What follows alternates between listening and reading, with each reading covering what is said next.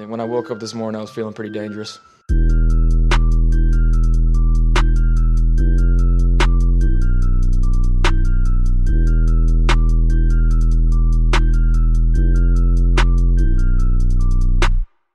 And if we're talking tight ends and we're going into round 2, maybe round 3, give me Ian Thomas, please.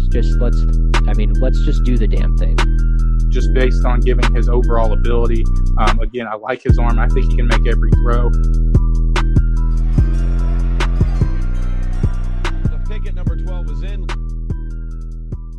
Welcome to Cover One, the NFL Draft Podcast. I am Russell Brown. Today is a brand new special edition of the show that's coming to you in a new way with a new guest, and it's going to be a new thing that we're going to do every single week, every single Tuesday at 7:30 p.m.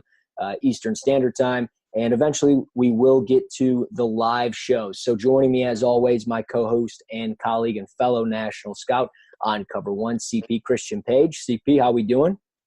Doing well. It's we're now getting into I guess some of the beginning of bowl games, but it's still nice to at least these smaller matchups. I mean, we got a game tonight with Northern Illinois and UAB, two conference champions of the respective conferences. So still, it's the lighter part of the bowl season, but still a great opportunity to watch some of the smaller school guys get an opportunity and headline some of the draft prospects in those games.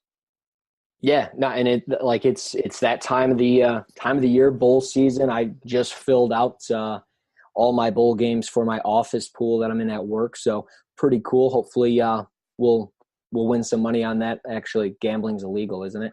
But also joining us, and for the first time, and the newest addition to the show, and I'm really excited for it. I know you are as well, CP. JR Jordan Reid is the newest addition of Cover One, going to be doing a ton of NFL draft stuff. JR, how we doing, man? Good, man. Really excited to be here, and it's been a warm welcome to the Cover One team. I'm excited to do some draft stuff with you guys this year. Yeah, man, it's a lot of fun. I will say this is now my second draft with Cover One, and the film is constantly rolling in, and there's always stuff to grind, and it's a lot of fun, a lot of support, a lot of Buffalo Bills fans, but a lot of support and a strong following. So, which you already have, so you're well respected in the draft community. And if you guys don't follow Christian or Jordan on Twitter, you need to do so at JReidNFL, @ Christian Page. And of course, you can find me at Russ NFL Draft. So guys, let's jump into it, right into the thick and thin of it, the Senior Bowl. We are just under a month away, or just over a month away from the Senior Bowl. And we had some more acceptances from last week to now. And we've seen now Montez Sweat, edge rusher from Mississippi State, Greg Gaines, defensive tackle from Washington, Deshaun Davis, Auburn linebacker. I'll start with Auburn linebacker Deshaun Davis. And CP, you are the Auburn guy, the resident SEC guy. How do you feel about him going to the Senior Bowl? Yeah, it was an invitation I think everybody in Auburn and really the state of Alabama was waiting on, because Deshaun is from Viger High School, which is right down the road from Ladd-Peebles Stadium, for the Senior Bowl. And a productive career, all SEC caliber linebackers, led Auburn in tackles the past 2 years, and a player that kind of fits the mold from a character perspective of your traditional captain linebacker that you would see at a Senior Bowl. But I think it's some of the physical limitations, and I hate to say that, but when you're looking at an NFL draft prospect, of course you have to, balance the strengths and weaknesses. And I think that's kind of what held back Jim Nagy and the rest of the Senior Bowl crew, because he is limited as far as athleticism goes. He's not the fastest guy out there. He doesn't have clean change of direction skills, but he has a nose for the football. And I know that can be kind of a cliche for some of these middle linebackers that, you see constantly seeing the Big Ten, they get a nose for the football, they lead their team in tackles, this, that, and the other. But Davis has that demeanor where he does have the nose for the football, constantly behind the line of scrimmage, has some physical ability to break through some trash at the line of scrimmage. But I think overall his speed and his change of direction are going to be the two biggest assets to pay attention to in Mobile.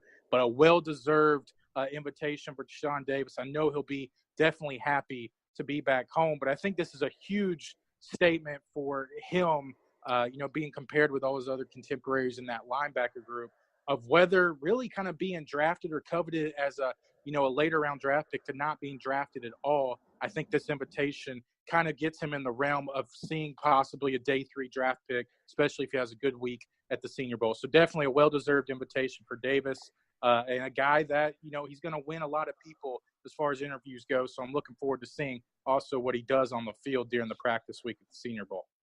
Yeah, and at 5'11", 233, I mean, you say he's a tackling machine, no doubt about it.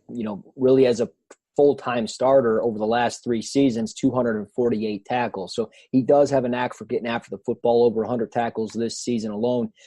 JR, I know you do a ton of background work on guys, and just, I think a lot of your pro comparisons are really good with guys, and you kind of get a vibe for a certain player. What are your feelings on Deshaun Davis as a linebacker, if you dipped into the tape, and also, as far as a pro comparison or potential team fit for him? Well, I don't have any pro comparison for him right now, but like Christian said, he's a guy that's just been a total team guy. He's been a tackling machine at Auburn. And, over time, there's been some guys that have overshadowed him, but he's steady. He's been consistently steady throughout his entire tenure there at Auburn. And if you get a chance, just go back and watch the video of Jim Nagy actually, him accepting his acceptance invitation for the Senior Bowl is just a fantastic video. I believe it was his high school coach that was on the video as well, too. So it was a really nice video. But just staying on the subject of him, I think he's going to be a very productive player once he does get to the NFL. Now, he might have to take a different route as far as, being mostly a special teams guy early on. But I think he could eventually turn into a steady starter for a lot of NFL teams around the league. Now, and then I'll keep this question directed to JR, and then we'll move over to CP on it. But, as far as linebackers at the Senior Bowl, guys that stood out last year was Darius Leonard. He did quite the number for himself in his draft stock. He got picked in the second round by the Indianapolis Colts. I think it's safe to say, in my opinion, that kid's Defensive Rookie of the Year. With 2 weeks left in the season, he could very well end up close to 170 tackles. It's very much possible. With his, ability to create so many opportunities to get tackles. But is there a linebacker, maybe it is Deshaun Davis, but is there a linebacker that you could see out of the group of linebackers with a Cameron Smith, a Bobby Okereke from Stanford, some of these guys, is there one that stands out that could really boost their value and maybe do something for themselves like Darius Leonard? I don't think any of those have the upside that Leonard did show at the Senior Bowl. But I think Deshaun Davis definitely could be that guy, because the one thing he does have over these other guys is that he just has a nose for the football. Mm-hmm. And that's one thing that you can't teach at the linebacker position. He's a guy that's always around the ball. He's a see-ball, hit-ball type of linebacker, and he just knows where to be, and he always seems to be making plays when he is out there on the field. So Davis would definitely be that one guy I would pick.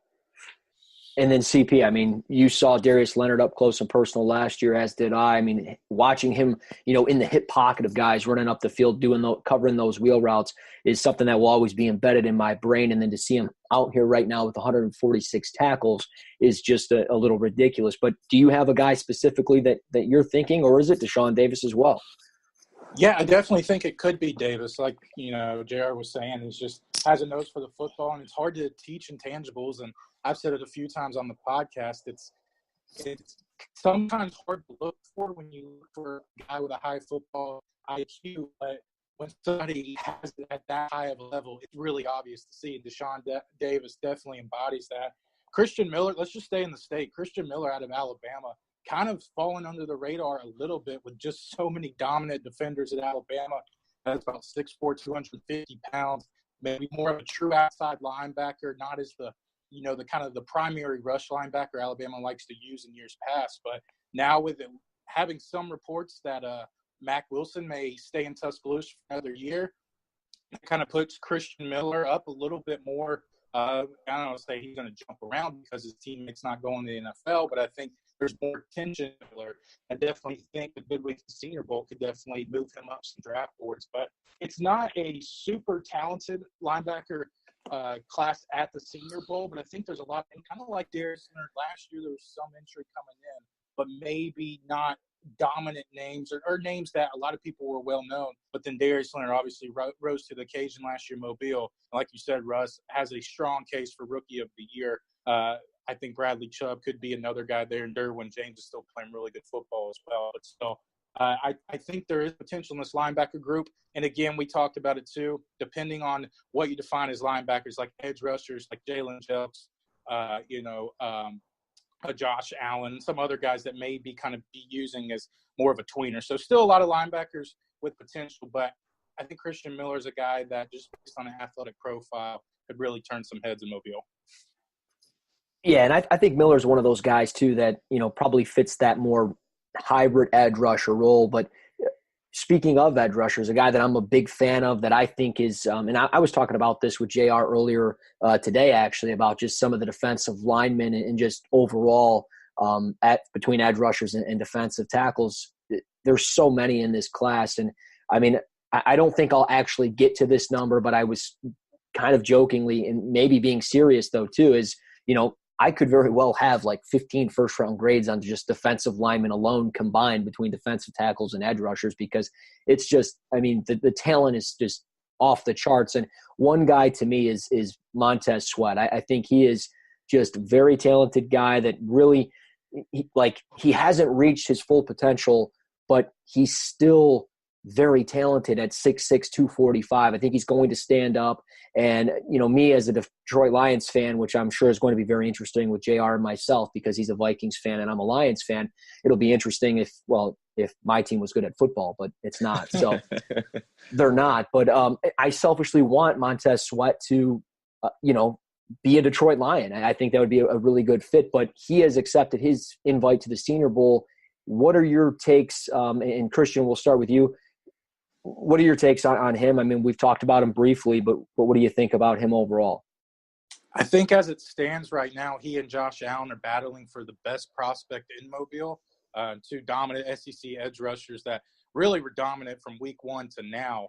But Sweat, I think one of the biggest things is we can talk about pass rushing ability and the total arsenal of skill set that he has, a multitude of moves, but he has a top-notch motor, and that's something you want to see. Mm-hmm. And we always say you want to see that in defensive line, because it's kind of a position where, if you're not seeing consistent production throughout the game, you can get tired mentally and physically. But Sweat is constantly battling at every snap, and I think that definitely goes to, kind of dominating at the point of attack. He can win off the edge. He has the flexibility. He has the strength if he wins, if he wants to, kind of bull rush or maybe dip under something inside. But with the length and the motor he plays with, he is a big ball of potential. And the scary thing is we're still saying potential, because he took a big step forward from last year's tape to this year's tape. And I still think once a defensive line coach and a defensive coordinator in the NFL gets their hands on him, I think they can game plan toward him.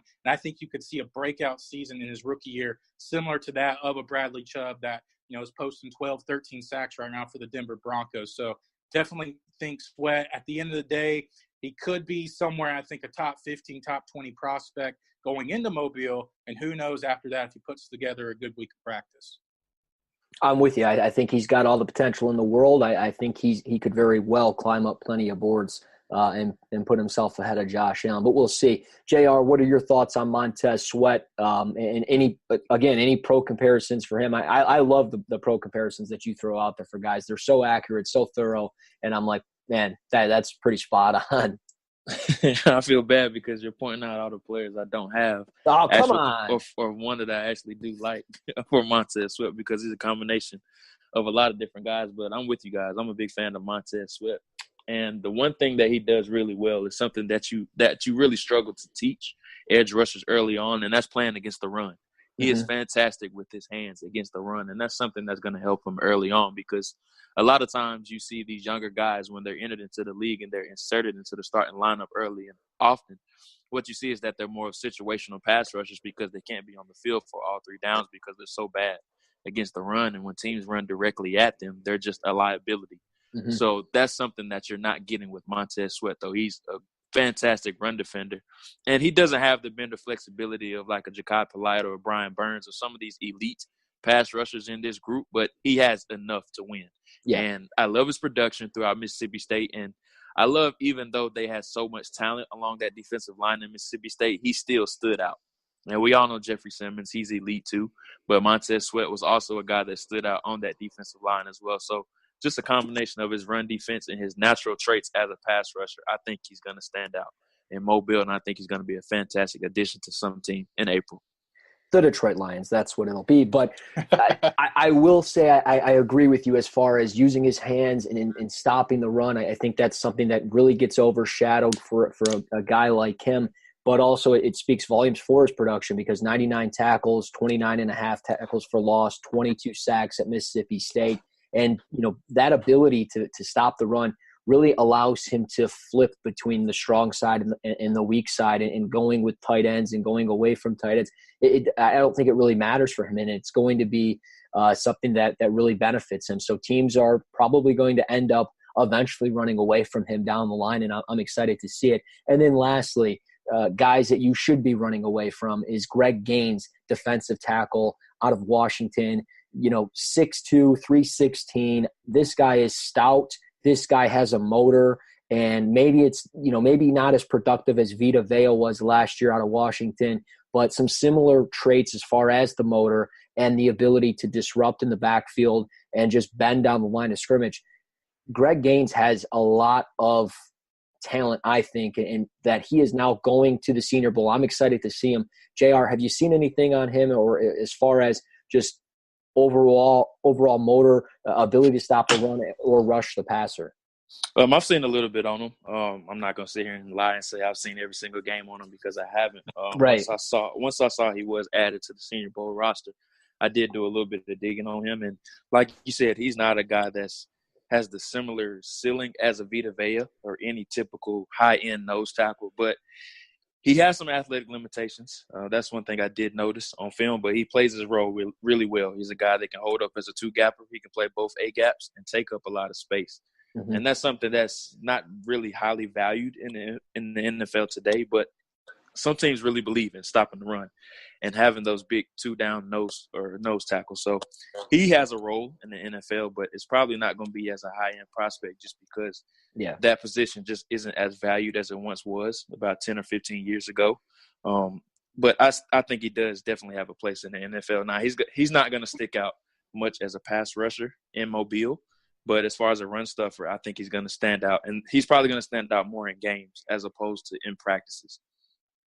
Right, and like you said, he does have a role in this league, and the Sean McDermotts of the world are going to love a guy like this. I mean, that's why they took Harrison Phillips last year to obviously help ease the pain of Kyle Williams transitioning out of the NFL eventually. But Greg Gaines definitely has a spot in this league somewhere. Maybe it's with Ron Rivera in Carolina. You never know exactly where it could be. But CP, moving it over to you, Greg Gaines, one of the guys in the trenches. I know we've talked about it time and time again, how excited we are for one-on-one battles in Mobile. Greg Gaines is going to be one of those guys that I think is going to definitely earn his keep down there. What are your thoughts on him? Yeah, definitely. I'm interested in figuring out, how quick off the ball he's going to be. He showed instances of that and flashes of that.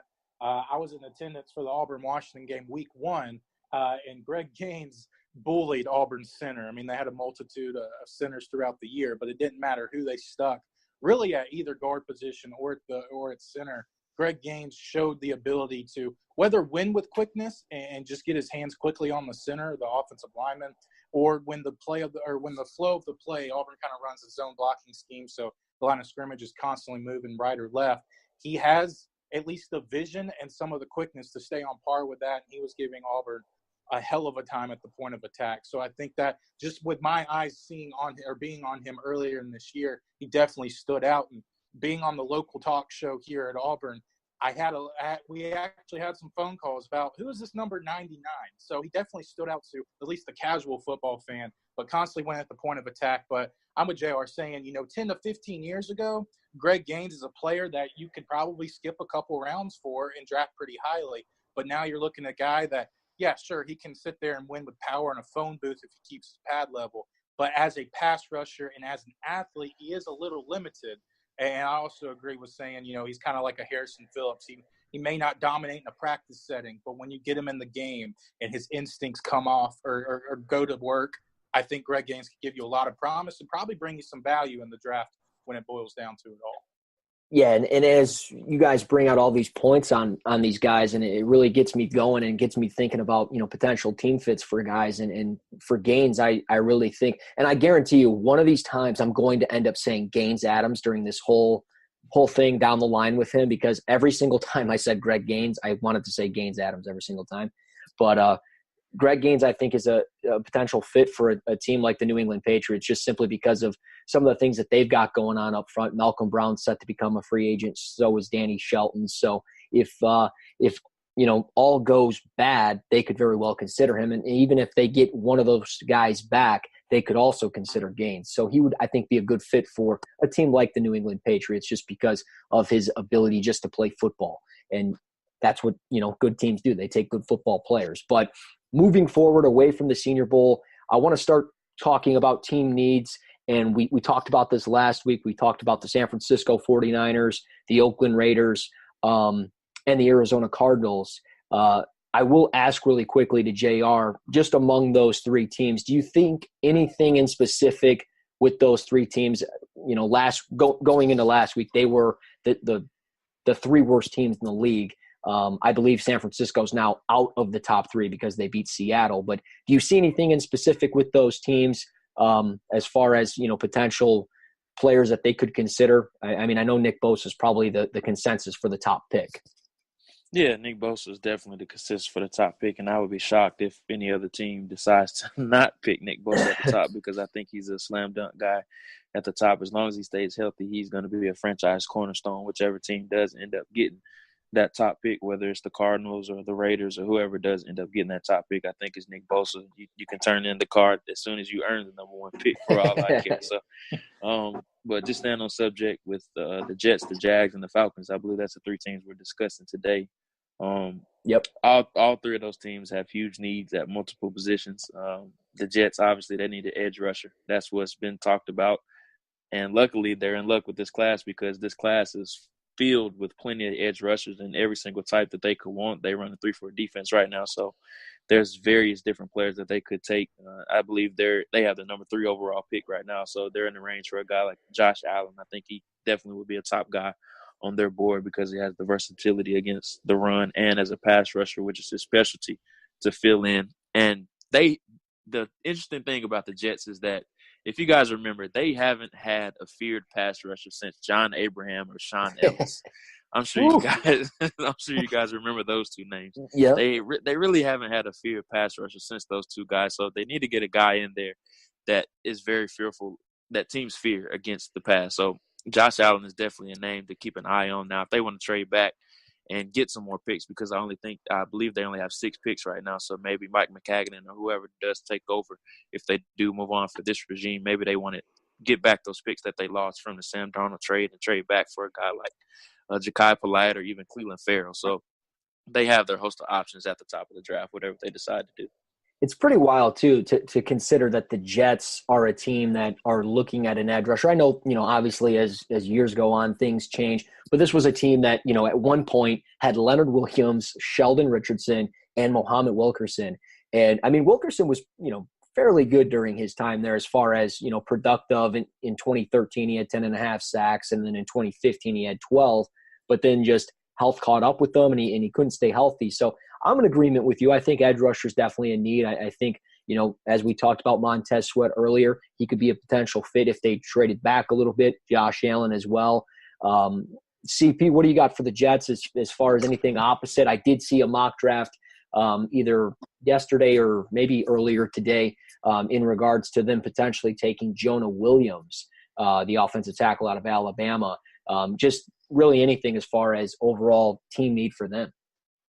Yeah, because when you look at it and you draft your franchise quarterback a year ago, it's obvious that the Jets need some kind of playmakers on the offensive end. I don't know if their running game, if they're completely sold on Isaiah Crowell, he's been injured, if they look forward to going long-term with him. I know Elijah McGuire has had some glimpses, but still, is he going to be your every down back? You can go up front with Jonah Williams. I think that'd be a home run pick. We talk about safe picks. I think Jonah Williams could add, solidify one of the tackle positions. If you want to try him at guard, try him at guard. I know that's kind of a rumor that some people think he could be better at guard, but we'll get into that when we start breaking down him a little more. But I think you got to look at the wide receiver position. Of course, not in the first round where they're picking, and maybe not even the second round. I don't think this is an elite wide receiver class, but I still think there's some depth. And Russ, you and I talked about it, how there could be 10 guys that are worth wide receiver 2 or 3 type players, maybe just not a number one guy that you're going to sit there and look to really build your whole offense around. But Robbie Anderson, Quincy Enunwa, Jermaine Kearse, whoever you want to throw out there, they're not getting it done. At least in my mind, I don't think they're going to sit there and really help Sam Darnold or really help the front office evaluate him going forward. So I think they need some kind of consistent pass catcher to really help out Sam Darnold. Because I've always said, if you draft your franchise quarterback, you need to build around him. That starts with the offensive line. And, of course, that's finished off with some playmakers at either the running back position or the wide receiver position. I think Chris Herndon's a fine piece at tight end. So I think they need to add some pieces on the outside, of course. Not again or not in the first, top 5, wherever they're going to be picking. I think later on in the draft, maybe pick up a couple. I think that wouldn't be a bad idea to really help out Darnold in that offense going forward. 100% agree. I definitely think they've got to focus on their offense a little bit, protect them, get some weapons around them. They do have Chris Herndon. And I also agree, though, too. I think edge rusher is a pretty big need because, you don't have Richardson. You don't have Wilkerson anymore. You do have Leonard Williams. But, I mean, even just on film, some of his, effort has been lacking as of late. It doesn't even seem like he cares or wants to be there anymore. So it will be interesting to see what they do. I do think that all of these needs are possibilities for them, but I think that the top 2 would probably be just really what players available, obviously, as we all know. But I think edge rusher and maybe offensive tackle are up there, so it depends. But Jaguars, let's move to them, and then we'll get to the Falcons, and then we'll get to the last topic for the show. But the Jaguars, I do want to jump to JR on this because of the whole Blake Bortles things, the whole Cody Kessler thing, and then the whole QB thing. And the Jaguars, I think, are pretty much in the market for a quarterback. Who's it going to be? Is it going to be a quarterback? You think they go free agency somehow, or is there something that they do in the draft for a quarterback? They have a lot of options here, and it's going to be really interesting to see what Tom Coughlin does end up doing here, because everyone knows that the Blake Bortles experiment is over, and they've benched him. They seem to have moved on from him, and no matter how bad Cody Kessler plays at this point, they're not going to put Blake Bortles back in there. So they've officially moved on from him, and I think it's best for both sides because the experiment was just a disaster this year. And I've never been a big fan of Blake Bortles, and I thought re-signing him when they did was a huge mistake because the best way to describe Blake Bortles is that he was handed the keys to a Ferrari with how well their run game and their defense was playing, and he just had to keep that Ferrari on the road. And he just crashed it, completely crashed it off the road this year. And with their run game not being as dominant and the defense not playing as well, it really shed light on his liabilities. And that's what you saw with Blake Bortles this year. He just wasn't able to be that guy that they saw a couple years ago when he threw like 35 or 36 touchdowns, I believe it was. So he just wasn't that guy anymore, and it was just all downhill from there.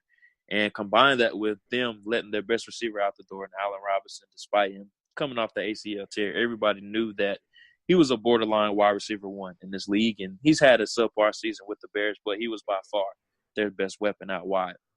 And with the extra cap room that they got, they ended up signing Dante Moncrief, which was a huge mistake. He hasn't contributed to that offense at all, and Blake Bortles doesn't have any weapons. So now they're stuck with being so run-heavy. It's really hamstrung their offense, and they ended up trading a 5th-round pick for Carlos Hyde, which is just another mistake. So they've compounded all these mistakes.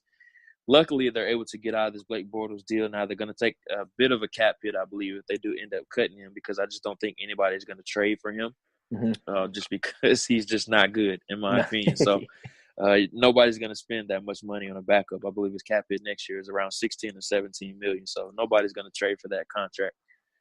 So right now they're going to take a quarterback in the first round. They have to, just because they have to take advantage of how good their defense is right now. And with this run game, with how good it has been, I think it will be much better next year when they do get a guy that can get in there and throw the ball more reliably. Now, in my opinion, I think they would be smart to go after another free agent quarterback, whether that's a Teddy Bridgewater or somebody of that sort, just so that they don't have to throw that rookie quarterback in right away. And I think they're going to be choosing between Dwayne Haskins or Justin Herbert. I think that's the two guys. If Herbert does end up declaring, I think that's the two guys that's going to be at the top of their board, because I think those are both guys that are worthy of first-round considerations in this draft. And I think the Jaguars have the 5th overall pick right now, which is very surprising. Nobody's seen that coming into this year. So they're going to be right in the target area to where they may have to trade up for a quarterback, but they may not have to, because most of the teams at the top of the draft, of the current draft order right now, don't need a quarterback. So they might be able to sit tight, but they probably are going to have to trade up in order to ensure that they get their top quarterback on the board. And I think Haskins and Herbert would be, whichever one they do decide to go with, I think will be a great option for them, because this team desperately needs a quarterback. Yeah, it's pretty wild just how much they've imploded this year. I mean, obviously Blake Bortles, we all know, is not very good, but just like with that defense and everything else, it just, with that defense, you felt like they could contend and be in games, and Leonard Fournette and just some of the things that they were doing last year you thought could be replicated into this year and be a little bit more competitive. But here they are sitting in the top 5. But CP, and this kind of answers one of our Twitter questions from Zach Goodall, who's the host of Locked On Jaguars, and that's at Zach_Goodall. CP, as JR answers the quarterback question, what is a potential non-QB target you think that they could be looking at, probably outside of round 1, or another need where they, address in round 2s through 7? Yeah, I think you have to look at the offensive line here. I mean, the run game has not been there this year. And now, granted, you did draft a injury-prone running back early on, and then, you grab Carlos Hyde. He's probably not going to be a long-term solution there. So there's a lot to evaluate from a run-blocking perspective. But I think in pass protection, too, Jacksonville at least needs some offensive line depth. And I know they had the injury bug this year. Right out of the gate, they lose Cam Robinson. Brandon Linder went down, one of the better and more consistent centers in the league. And Andrew Norwell is also another guy that's been out. So it's still kind of hard to tell because of lack of continuity across that offensive line. But I think they have to look at that. But JR was talking about, the Dante Moncrief experiment didn't work. Allen Robinson, who used to be one of the top, consistent wide receivers in the NFL, he's obviously got injured. Now he's in Chicago. It's fortunate for them that D.D. Westbrook actually showed a lot of glimpses this year, because they would be rolling into the offseason not knowing what to do and pass catchers-wise. But I still think they have to look there. Dante Moncrief, again, hasn't been up to par of where you thought he would be. And D.D. Westbrook has taken that next step. But is he a true wide receiver 1? I don't think he is. I think he can complement somebody else. So that then goes back to what we were talking about with the New York Jets. Is you got to look and see who they value, who they think that fits in their system. I think, of course, you figure out the quarterback situation first. But again, maybe just a year removed, like the Jets with Sam Darnold and adding pieces around in this draft, Jacksonville could sit there and add a lot of offensive pieces with that rookie quarterback, whether it's Haskins, Herbert, or somebody else if they wait on later for the in the second, third rounds, if they fall in love with a guy that could be kind of a sleeper. But I think Jacksonville really needs to address all pieces on the offense. I know the defense has struggled. I know the interior defensive line hasn't been as great as they had hoped, but I still think there's a lot of potential there, that this is kind of more of a fluke year, because there have been glimpses where they've shown promise. And we saw again last year, one of the more consistent defenses in all the NFL week by week last year. But I think the defense has struggled because the offense has struggled so bad this year. The defense is constantly on the field. So I think they definitely have to look at the offensive line for depth purposes, as well as maybe grooming somebody in the starter, but also look at wide receiver. You may have to start looking at running back too in the middle parts of the NFL draft. Justice Hill would be a pretty good addition to that team. And it is pretty – that's just the first name that came to my head, but I also think that would be a good fit for them. But it is pretty wild that this was a team last year that had the opportunity to take Lamar Jackson, and they ended up taking Taven Bryan at pick 29, and they could have taken Lamar Jackson. It's just it's wild to me. I mean, I liked Taven Bryan last year. I thought he had, potential, and at the same time, I thought he was relatively raw, and there were things that kind of scared me away from him because of how much of, he came into the backfield uncontrollably and everything else. But at the same time, there was a need for a quarterback, and that was well known despite, everything that was going on with Blake Bortles and his contract, and they still passed on a guy like Lamar Jackson. And it's just crazy to me. But Lastly, the Falcons, the Atlanta Falcons at 6th overall. They are on the clock. And JR, what are some team needs for them that you think is, possible or any direction that they go? Well, I think their biggest need right now is at defensive tackle and edge rusher. And Grady Jarrett's scheduled to be an unrestricted free agent this year, and we're unsure if they're going to bring him back. He's a great player for them, but I'm not sure if they're going to have the money in order to bring them back. I'm not sure their exact cap situation. I know they paid some guys recently here, especially with the Julio Jones. They've restructured his deal. So my best guess right now would be that they do end up bringing him back. I think he's definitely deserved of a contract extension to this point because he's one of the better defensive tackles in the league, and he's definitely an ascending player that's on the upswing. So that other spot opposite of him, I think, is a huge question mark right now. They've kind of patched it up. Deidre Sanat, who's been a productive player for them early on, and Terrell McClain, who they signed on a one-year deal. So it's been kind of a patchwork job at that spot, but I think they need more of a long-term solution at that spot. And you talk about maybe a Ed Oliver.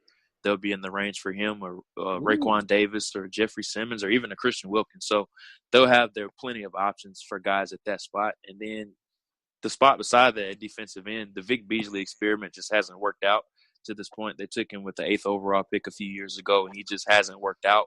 He got off to a very strong start, but he's just been on a downswing since then. So maybe we could see them take one of these more explosive edge rushers in this class. But I would definitely say D-tackle and defensive end is definitely their two biggest needs. Ed Oliver might be my lock here. Oh my, that would be a really good fit for them. I like that. CP, what do you got for the Falcons, and what direction you think they go? Yeah, I think you hit it on the head. You have to sit there and address the defensive line, and I agree. I think they signed Grady Jarrett long term, depending on what the cap restrictions and all the other business financial things they have to work out there. But I think you do look at an edge rusher here, and why not? When you're in this prime position for a heavy edge rushing class, one could just fall in your lap, and it's going to be a really good one. Whether that is Josh Allen or Ja'Kai Polite, or if Montez Sweat has that type of performance in Mobile and they feel comfortable with him, or there might be something that comes up, post combine that maybe moves a guy, a few picks down, and that falls in their lap. Maybe something comes out about Nick Bosa, and Atlanta could sit there and just ooh and ah about having a premier pass rusher. But I definitely think they're in that prime position to take one of these top edge rushers, and I think they definitely need to do it. Atlanta's kind of a weird team right now because we know they have a talented roster, but it's hard to really pinpoint where they struggle the most because coming into the year, I don't think it was wild to say that they were a Super Bowl contender based on who they returned, the offensive firepower. Of course, you factor in injuries. Off the bat, they lose Keanu Neal and a few other pieces. So, yeah, you can use that as an excuse, but I don't think anybody really thought them, trading down so quickly. And then we have to think about, is Dan Quinn the right lead that team? And we'll get into that at some other point. But I think you look at the defensive side of the ball, it starts with edge rushers and then maybe piece, like Jared, you were saying, patchwork, some kind of, players on the defensive line. But I'm with you.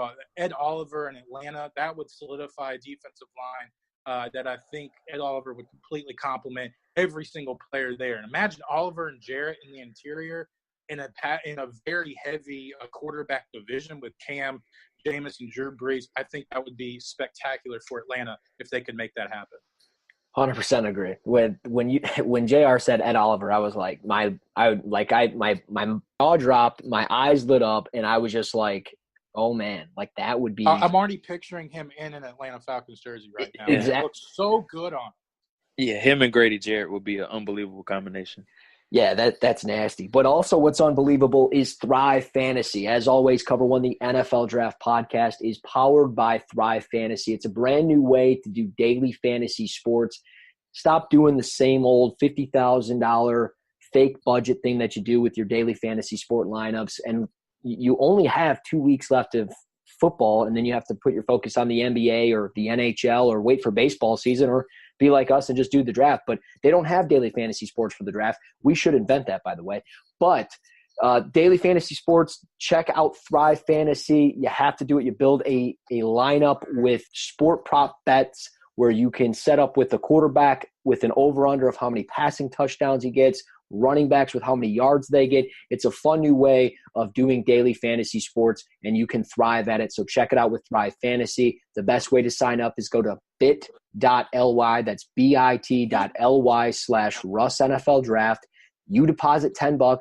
They will credit you an additional $10 into your account. So you get $20 for depositing $10. Take care of yourself this holiday season. Check out Thrive Fantasy and change the way you do daily fantasy sports. So lastly, this has been a common thing talking about on Twitter, and that is players skipping bowl games. I know Doug Gottlieb put one out there, and I know CP was talking about it regarding a quarterback skipping a game. There's quite a few guys that are skipping games right now for bowl season. Will Greer's a prime example of it, that he won't be playing against Syracuse. Yannick Kajus won't be playing for West Virginia. CP, what are your thoughts on players skipping bowl games? I don't mind it. I mean, I understand it. You know, you put yourself in their shoes and evaluate their position of, you know, because you never know. One hit could ruin your life and career at the same time. And I hate to be that grim about the situation, but I understand it. And there's a multitude of examples that we can run through. I mean, Jalen Smith's one of the most popular one, injuring, his knee in terrible fashion in his bowl game, almost a lock for probably a top 3 pick in his respected draft, and then dropped down. You know, he's still fortunate. I believe he was drafted in the second round. He's had a really rejuvenated career for Dallas, but still he's a prime example. And the example I used when I was commenting on Doug Gottlieb when he was talking about, you know, I don't understand why a quarterback would sit out a bowl game, because how many quarterbacks can you point to that actually injured? Well, in the game that Christian McCaffrey sat out, the Sun Bowl versus North Carolina in his final year at Stanford, Keller Christ, who's now at Tennessee, but was the quarterback for Stanford that time, he injures his ACL in that game, and then the rest is history. So there's an example in that game alone on two sides of the spectrum. I don't have a problem with it. Look, I don't want to sit here and evaluate, well, Will Greer's not a valuable enough player to sit out a bowl if Yannick Kajus. I'm not willing to do that. I understand it. But I'm not willing to say, yeah, this is a dumb idea. And I'm not really buying the whole, he's not a team player. Well, you know, if it's the national championship or the playoff, we'll talk. But when you're sitting here playing Syracuse and West Virginia, which I don't know what the ratings will be on that game, but it's not going to be a big-time watch game. And the scouts already know what they're getting in Greer and Kajus. Both of those guys are going to sit there and display their skills at Mobile in the Senior Bowl anyways. I don't have a problem with it. I understand the people that do, but put yourselves in those players' shoes and then reevaluate the situation. Exactly. And I don't know the whole list. I mean, I'm sure there's a site out there that has every single player that's not playing in a bowl game, but I don't know exactly the list. But those were two guys that I put in there as an example. JR, this was your topic, and it's a great topic. What are your thoughts as far as players skipping bowl games? Are you with it? Are you against it? Yeah, I don't have a big issue with it at all, honestly. And we've seen most of the top guys already said that they're not going to play. Greedy Williams, Will Greer, and N'Keal Harry are just some of the headliner guys that already said that they're not going to play. And I just don't think they have anything else to prove in their career to this point. The tape's out there on them for multiple years, and a single bowl game is not going to alter your evaluation on them. So Jalen Smith was the prime example of that. And even Clayton Thorson last year, I believe, tore his ACL in the bowl game. So there's just nothing for them to gain playing in these meaningless bowl games. And I think they're already getting a head start on the draft preparations. And it's what's best of their families. I know Greedy has a young daughter, and Will Greer is already married with a wife and a small child as well. So they're just protecting their investment, which is their body. So I don't have a problem with it at all. Now, what I am waiting to see, which is something we haven't seen yet, and I think it might happen here in the next 5 to 6 years, is a guy that's in the college football playoff sits out of the bowl games,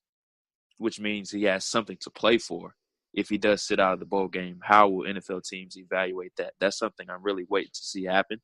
And I'm not sure if it is going to happen, but I think it might happen here in the next few years. That's something I'm really interested to see exactly how NFL teams and big media respond to that. Yeah, that's tough. And I see what you're saying, and I would agree. I think it's going to happen, unfortunately. And I think it's, especially like, let's just say you're a senior. Senior's probably a bad example. If you've invested 4 years and all you have is, potentially these last 2 games, odds are you might play. But, if you are an underclassman, let's just say a prime example, Rashawn Gary. I don't know if man, that would be so – that would be tough, man. I really do think you're right, but at the same time, I would have to think they would have to be like, oh, you know what? I got to play. We got this far. I'm going to ride this out with my brothers, and we're going to do this thing. But at the same time, can we really judge them off of it? I mean, they haven't gotten that contract yet. They're playing to get that contract.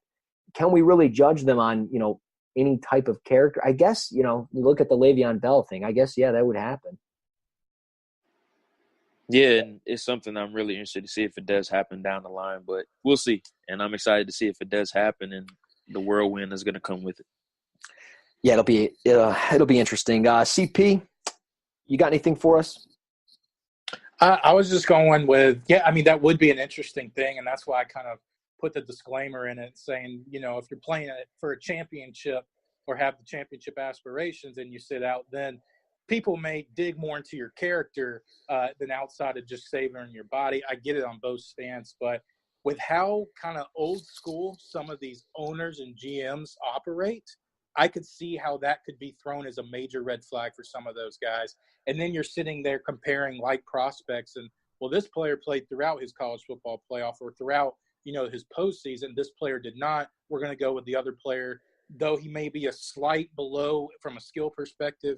We know his mind's in the right place. I'm using it as an example. I don't know if that's how I would evaluate the situation, but with how, each general manager and front office evaluates each situation differently. So I think that would be the interesting thing. So I'm a Jordan, like that's a really interesting idea if that's the case, because especially if the playoff expands, I think that would be something that you're adding, 3 more games possibly to your college tape that you already kind of solidified and sent in. I think that's when it would boil down to, because maybe a couple games, but that one game can make a difference of somebody saying, you know what, I don't want to risk myself. I'm already feel like I'm in pretty good position. I don't have too much to gain. So, but that'd be a conversation for, a few years from now. And who knows, maybe even next year. We'll just have to see how it pans out.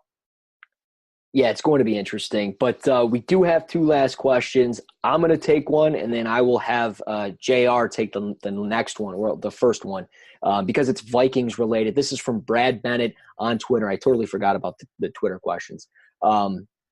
But Brad Bennett asked, what's a better fit for the Vikings in the first round, offensive tackle, linebacker, or guard? So, JR, you are our Vikings guy.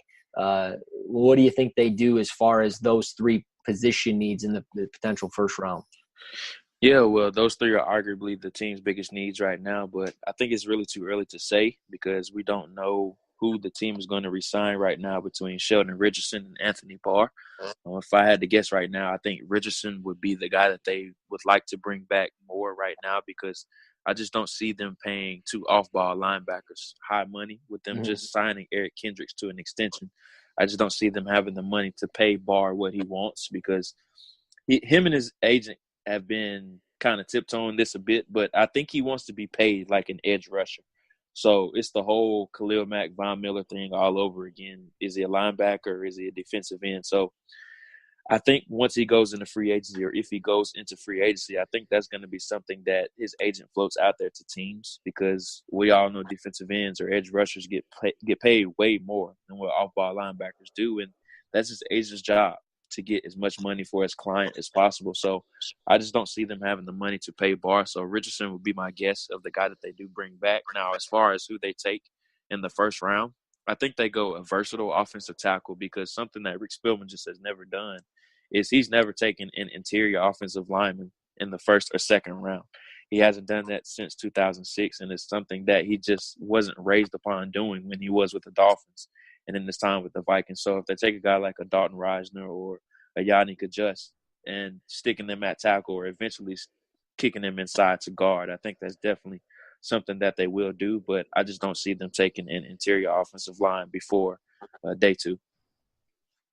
Well, if you guys don't want to pay Anthony Barr, Martha Ford, if you're listening to this, if you ever come across this, open up your damn checkbook because we need a freaking edge rusher, and I will gladly play Anthony Barr at edge rusher for the Detroit Lions because, I mean, granted, you guys stole him from us the year you drafted him anyways because you took him the pick before us and we had to settle for, I believe, Eric Ebron. So what a disaster that was. But the next question, Jacob Troutman on Twitter, he asked, what do you see as the Redskins' biggest needs?